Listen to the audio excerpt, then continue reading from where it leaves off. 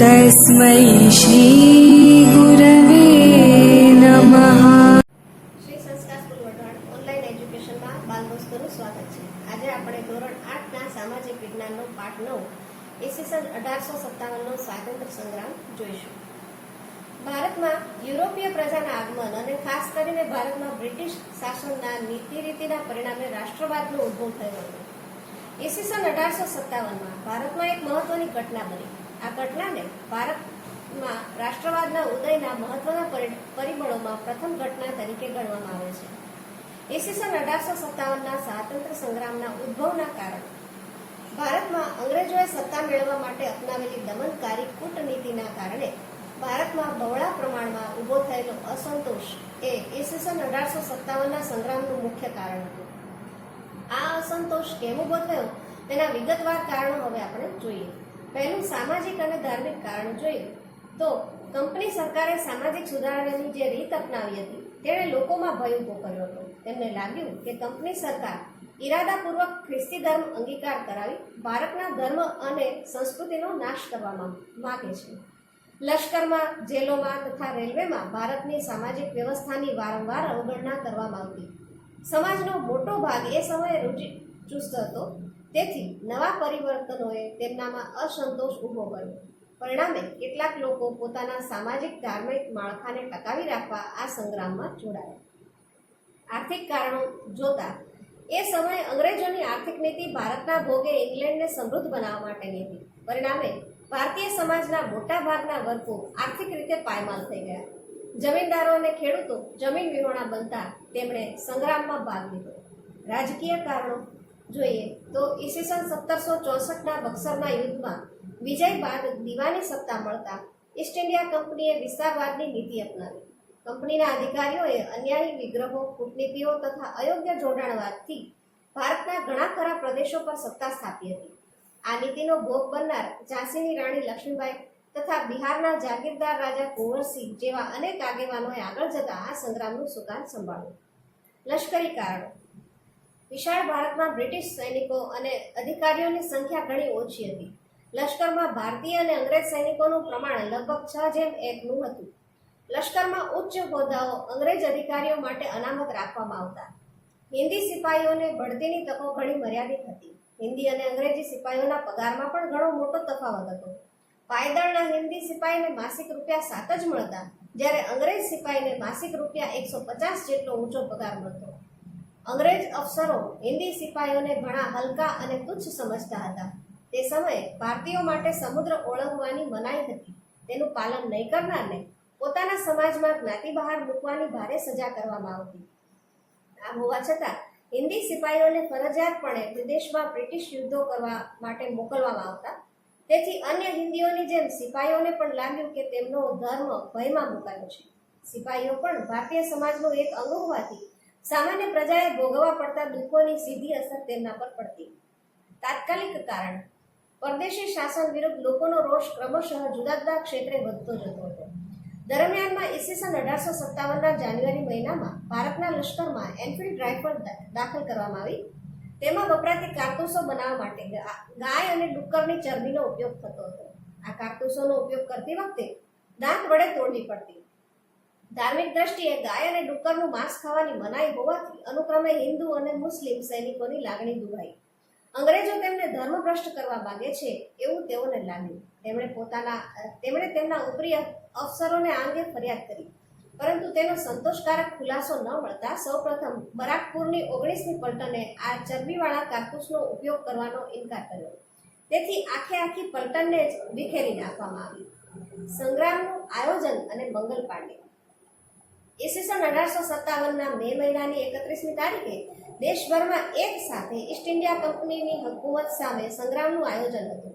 નાના સાહેબ પેશવા, બહાદુર શાહ જફર, કુંવરસિંહ અવધના નવાબ વગેરે તેમાં સામેલ હતા। કુશળ અને બહાદુર સેનાપતિ તાત્યા ટોપે અને તીક્ષ્ણ બુદ્ધિથી આયોજન કરનાર રંગો બાપુજી તથા પ્રખર ધારાશાસ્ત્રી પત્રકાર એવા અજીમુલ્લા ખાન પણ મહેનત કરી રહ્યા હતા। સંગ્રામ માટે પ્રજાને તૈયાર કરવા સૈનિકો માટે પ્રતિક રૂપે રોટી અને પ્રજા માટે કમળના પ્રતીકો ગામડા સુધી પહોંચ્યા। મૌલવી, પૂજારી, ભક્તો, ખેપિયાઓ, લોકનાયકો અને ઓલિયા તેમજ ભજનીકોએ લોકો સુધી આ સંદેશ પહોંચાડવામાં મોટો ભાગ ભજવ્યો. એનફિલ્ડ રાઇફલમાં ગાય અને ડુક્કરની ચરબીવાળા કારતૂસ વાપરવાનો મંગલ પાંડેએ વિરોધ કર્યો. આ ઘટનાને લીધે 31મી મેએ નિશ્ચિત થયેલી સંગ્રામની શરૂઆત થોડા દિવસ વહેલી થઈ ગઈ. આયોજન ખોરવાયું, પરિણામે વિપ્લવનું લક્ષ્ય પાર પાડી શકાયું નહીં. અહીં મંગલ પાંડેનું ચિત્ર આપેલું છે.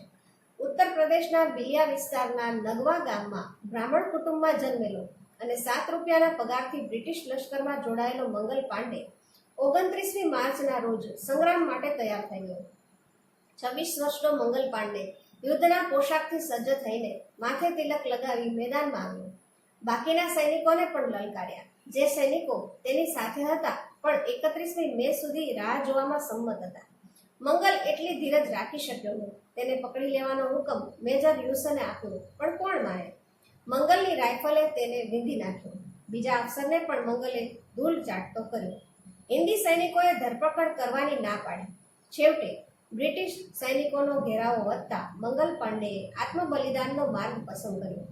લોહીથી લથપથ સિપાહીને તાબડતોડ હોસ્પિટલ લઈ જવાયો, કેમ કે તેની પાસેથી 1857ના સંગ્રામના આયોજનની માહિતી મેળવવાની હતી.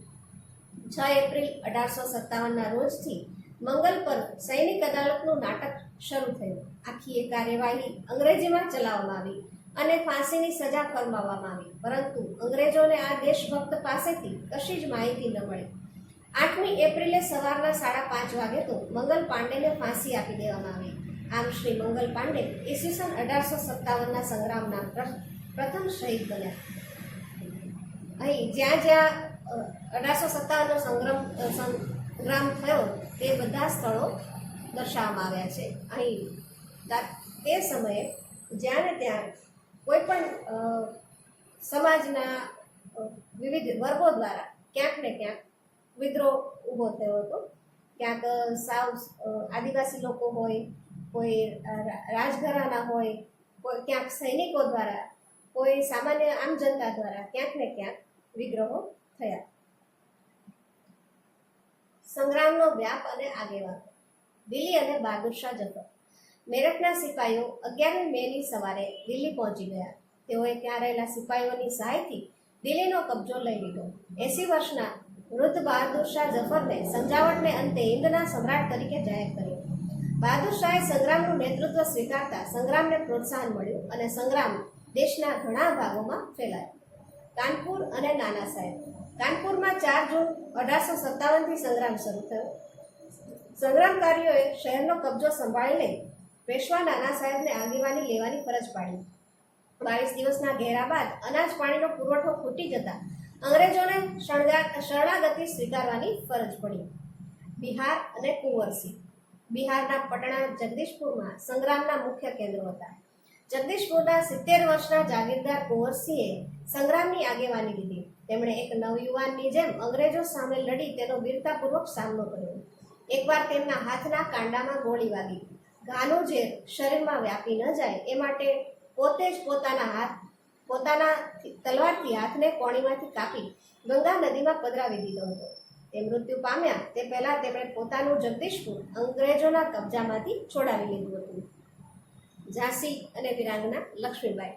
ઝાંસીની મહારાણી લક્ષ્મીબાઈ એક વીરાંગના હતા. તેમનો દત્તક પુત્રનો ગાદી પરનો હક અંગ્રેજોએ સ્વીકાર્યો ન હતો.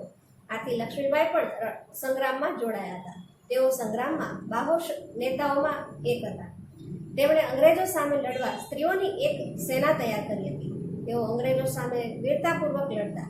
અંગ્રેજ અધિકારીઓના મત મુજબ રાણી લક્ષ્મીબાઈ 1857ના સંગ્રામના આગેવાનોમાં શ્રેષ્ઠ સ્ત્રી નેતા હતી. બાહોશ સેનાપતિ તાત્યા ટોપે.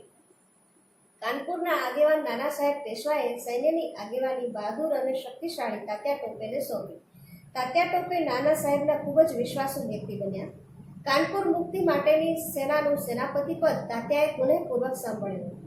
તે તેમની જિંદગીનું પહેલું સેનાધિનાયક પદ હતું. પણ પછી તો 2 વર્ષ સુધી તાત્યા ટોપે સમગ્ર દેશની સશસ્ત્ર ક્રાંતિ પર છવાઈ ગયા.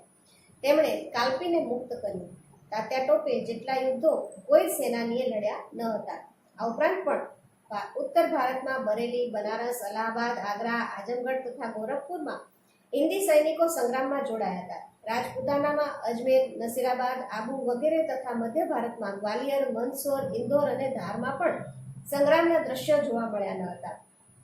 દક્ષિણ ભારતમાં સતારા, કોલ્હાપુર, સાવંતવાડી, નારગુડ અને ધારવાડમાં સંગ્રામ કાર્યોના પ્રયાસો વીરતાપૂર્વક પણ છૂટા છવાયા હતા. 1857નો સંગ્રામ અને ગુજરાત. ગુજરાતમાં સંગ્રામનો આરંભ અમદાવાદની 7મી લશ્કરી ટુકડીએ જૂન 1857માં કર્યો હતો, પરંતુ તેને તરત જ દબાવી દેવામાં આવ્યો હતો. પંચમહાલના દાહોદ, જાલોદ અને ગોધરામાં જુલાઈ મહિનામાં સંગ્રામના બનાવો બન્યા હતા. સૈનિકોએ લોકોની મદદ વડે સરકારી કચેરીઓ કબજે કરી, પરંતુ છેવટે સરકારી દળોએ તેમને હરાવ્યા. પંચમહાલના નાયકડા લોકોનો સંગ્રામ લગભગ 1 વર્ષ સુધી ચાલુ રહ્યો હતો. ખેડા જિલ્લામાં આનંદના મુખી ગણપતદાસ પટેલે કોળી, નાયકડા વગેરે જાતિના આશરે 2000 લોકોને ભેગા કરી ખાનપુરના ઠાકોર જીવાભાઈના સાથથી સંગ્રામ છેડ્યો હતો. તેમને અંગ્રેજોનો સામનો કરવા માલાજી જોશી અને કૃષ્ણદાસ દવેએ પણ સાથ આપ્યો હતો. અંતે ગરબડદાસના સાથીઓ પકડાઈ જતા તેમને સરકારે તોપના ગોળે ચડાવ્યા, જ્યારે ગરબડદાસને દેશ નિકાલની સજા રૂપે અંદમાન મોકલી આપ્યા, જ્યાં તેમનું અવસાન થયું.